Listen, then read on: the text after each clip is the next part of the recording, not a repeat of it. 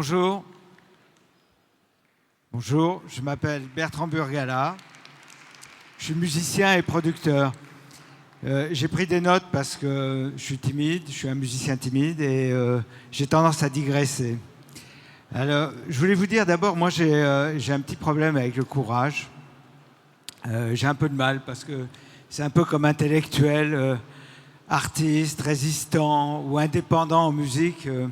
Ceux qui mettent ça en avant souvent ont toutes les chances de ne pas l'être. 10 ans après l'assaut de la BRI et du raid au Bataclan, il est difficile de ne pas sourire quand on entend qu'un acteur ou une actrice s'est mis en danger parce qu'il a fait un rôle à contre-emploi ou qu'il joue un personnage antipathique. Dans mon village, dans les Pyrénées, il y a une ancienne creative director qui a monté un fournil. Elle y vend, avec le soutien des collectivités locales, elle y vend des miches de pain aux farines anciennes à 16 €. Et elle a appelé son fournil le fournil Résistance. Bon. Philippe Meuret parlait des rebellocrates. Il y a aussi des couragocrates qui mènent les guerres par procuration ou qui prônent l'audace avec l'argent public parce que c'est plus facile d'avoir le goût du risque avec l'argent des autres qu'avec son propre argent. Alors à cet égard, je voudrais saluer le courage des organisateurs et remercier Nicolas Dufourcq, dont je partage souvent les analyses sur l'état des finances publiques, et aussi remercier Nicolas Parpex. Étant donné ma perplexité, mon scepticisme et mes sarcasmes parfois à l'égard des milliards de France 2030, des investissements qui me paraissent parfois désinvoltes de la banque publique dans les industries créatives et culturelles, ou de certains appels à projets sous forme de concours d'éloquence. Mais vraiment, je les remercie parce que ça montre leur ouverture d'esprit. J'enregistre actuellement une musique de film et samedi, le corniste nous a lancé en partant du studio « Bon courage pour la suite ». Alors, il ne voulait pas dire que ma musique était mauvaise, hein. C'était sympathique de sa part. Mais cette formule de politesse en vogue, bon courage, elle me semble très significative. Elle me semble dire beaucoup de choses sur l'époque et sur le fait que le travail est souvent perçu comme une aliénation, y compris dans des activités où ça n'en est pas une. Je ne sais pas ce qu'est le courage en musique, car la musique est une joie, mais je sais en revanche ce que c'est que le découragement. Et je peux vous en parler. J'ai passé ma vie à me démener pour des choses qui me tenaient à cœur et à être déçu.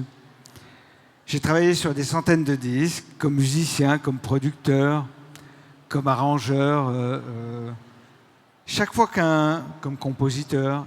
Et chaque fois qu'on termine un morceau, on espère qu'il va toucher d'autres personnes. Et presque à chaque fois, ce n'est pas le cas. Et c'est parfaitement normal, parce qu'en réalité, de tout temps, 95% des disques ne trouvaient pas leur public. Donc ça crée énormément de déceptions. Et c'est même l'intérêt de monter un label, parce que ça nous permet de mutualiser un peu les risques. Le taux d'échec dans cette industrie de prototypes, il est encore plus élevé aujourd'hui quand il y a 1 million de nouveaux morceaux qui apparaissent chaque semaine sur les plateformes. Et il est plus difficile que jamais de percer le mur de l'indifférence. J'ai commencé à la fin des années 80 en produisant des disques des jeux autres un peu partout dans le monde. Et il y a 30 ans, comme on me demandait souvent ici de réparer des disques que je ne trouvais pas forcément incroyables et que des artistes qui me tenaient à cœur n'arrivaient pas à s'exprimer parce qu'ils faisaient des choses singulières qui ne rentraient dans aucune étude marketing, dans aucune feuille de calcul, j'ai monté mon label, Tricatel. Pourquoi on fait un label? Pourquoi j'ai fait ça?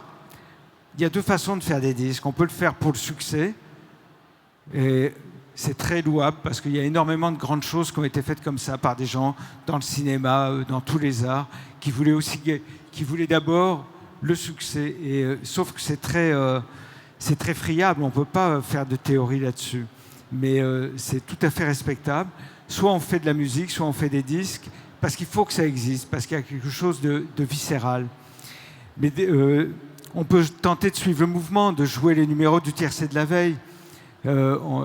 Mais Akio Morita, il a dit quelque chose qui me semblait très important Morita, c'était le cofondateur de Sony. Il disait « Nous faisons ce que les autres ne font pas ». Et il y a un éditeur de livres, Christian Bourgois, il définissait son travail d'une façon que je trouve merveilleuse. Il disait « Éditer, c'est publier des auteurs que les gens n'ont pas envie de lire ». Ça me paraît une très bonne ligne de conduite. Produire des disques que le public n'a pas encore envie d'entendre, ce n'est pas toujours un choix, mais c'est parfois une nécessité et parfois même un devoir. Dans les deux cas, la sincérité, elle me paraît très importante. Même les tubes les plus accrocheurs ont été généralement conçus par des personnes qui croyaient, qui avaient une foi en ce qu'elles faisaient. Il n'y a rien de plus beau et difficile que de toucher le grand public, parce que c'est le public le plus honnête, le plus sincère. Il n'y a pas de pause, ce n'est pas un statut social d'aimer tel ou tel artiste. Mais c'est difficile. Moi, je n'ai pas ce talent-là. Contrairement, j'ai connu ça par procuration, là, en travaillant avec des artistes qui ont ce talent, mais moi, je ne l'ai pas. Mais cette difficulté à convaincre, j'ai réussi aussi à l'exporter dans d'autres domaines, notamment dans le diabète. Je suis diabétique insulinodépendant depuis que j'ai 11 ans. Et il y a une dizaine d'années, j'ai écrit un essai là-dessus parce que j'étais fatigué d'entendre toujours les mêmes inexactitudes sur le diabète.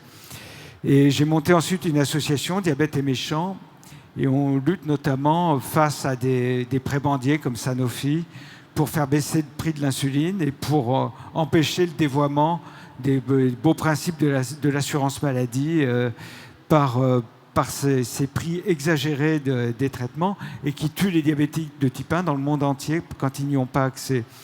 Mais on a fait ça sans arriver à percer le mur de l'indifférence. On a fait des tribunes, des manifestations, mais aujourd'hui, de la même façon qu'il y a 1 million de nouveaux morceaux par semaine, il y a tellement d'informations qui nous arrivent que si celle-là n'est pas une priorité, on peut dire des choses très graves comme ça et accuser des gens comme Sanofi d'actes qui sont littéralement criminels. Ça n'a aucune importance et on a vraiment l'impression de parler dans le vide. Alors quand on fait des projets en marge comme ça, comment on peut faire face au découragement ? Alors, il y a une autre formule, j'aimais bien celle de Morita, mais il y en a une autre de formule de Churchill qui est très utile. Il dit « La réussite, le succès, c'est d'aller d'échec en échec sans perdre son enthousiasme. » Et pour moi, agir, c'est prendre d'abord le risque de l'imperfection. En studio, j'ai souvent vu des musiciens, des artistes qui allaient faire un succès et qui commençaient à tout détruire parce qu'ils avaient peur. Ils avaient peur de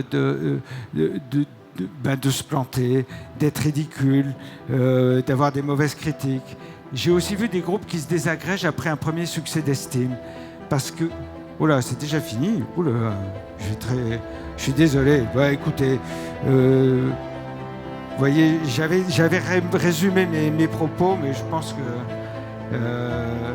Qu'est-ce que j'avais d'autre d'intéressant à vous dire ? Je ne sais pas. Oui, je voulais vous dire quand même des choses positives. C'est que pour le diabète, finalement, on a réussi à faire changer les textes. On a réussi à faire changer la loi sur les prêts immobiliers, sur la garantie des prêts immobiliers il y a 2 ans. Et que finalement, la musique, elle m'a permis beaucoup de choses et beaucoup de bonheur. Et je finirai alors par quand je pense au courage, moi je pense à Solzhenitsyn et à son discours de Harvard. Et je vous conseille de le lire parce que ça a été écrit il y a 30 ans pour des études et ça n'a pas pris une ride en réalité. C'est un discours très prémonitoire et il y dit que l'espoir est indispensable au courage et il finit en disant « Nous n'avons pas d'autre choix que d'aller toujours plus haut ». Je vous remercie et merci à la BPI. Merci.